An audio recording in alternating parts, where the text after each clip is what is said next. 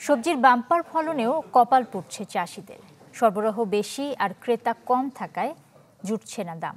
জয়পুরহাটের কৃষকরা বলছেন 1 টাকায় বিক্রি করতে হচ্ছে প্রতি কেজি মূলা, বগুড়ায় প্রতিটি ফুলকপি 2 টাকা। এতে উৎপাদন খরচ তো দূরের কথা, ভ্যান ভাড়া উঠছে না।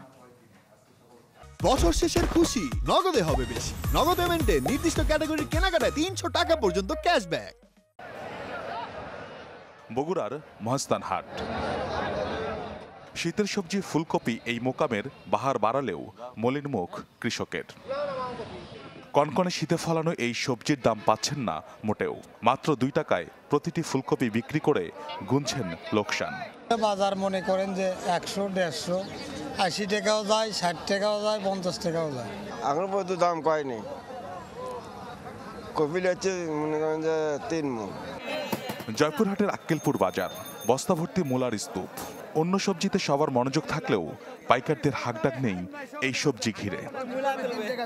পাইকারি বাজারটিতে প্রতি কেজি মূলা বিক্রি হচ্ছে মাত্র 1 টাকায়। শুধু জয়পুরহাট কিংবা বগুড়া নয়, দেশের বেশিরভাগ সবজি চাষি গুনছেন লোকসান। 8 টাকার দামে বলে না, 30-40 টাকা মন মূলা। 15-20 হাজার টাকা আমার খরচ, মনে করো 1000 টাকা বিক্রি হবে না।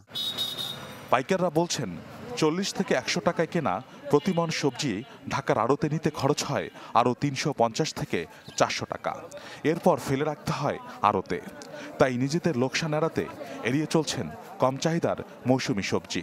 মূলার দামের চাইতে খরচ পড়ে দেয় অনেক বেশি, যাই বিক্রি করতে পারে না। বিক্রি করতে না পারলে কিনবো কি দিয়ে? আমরা যে মাল নিয়ে যাচ্ছি তার অর্ধেক টাকা উঠছে না, যে ভাড়াদের নিয়ে যাচ্ছে ভাড়ার টাকা উঠছে না আমাদের। আবহাওয়া অনুকূলে থাকায় বেড়েছে উৎপাদন, কিন্তু কৃষকরা ক্ষতি কিভাবে পোষাবেন তার সমাধান দিতে পারেনি কৃষি সম্প্রসারণ অধিদপ্তর। বিগত বছরগুলোর চেয়ে কিন্তু এবার ফলন ভালো হয়েছে, যার কারণে আমরা দেখতে পাচ্ছি যে সরবরাহ এবং চাহিদা এই দুটোর যে সম্পর্ক, সেই সম্পর্কের কারণে বর্তমানে বাজার মূল্য কিছুটা কম। প্রক্রিয়াজাতকরণ প্রযুক্তি ও সংরক্ষণ সুবিধা না থাকায় কপাল পুড়ছে কৃষকদের, বলছেন সংশ্লিষ্টরা। ফাইজুল সিদ্দিকী, চ্যানেল 24, ঢাকা।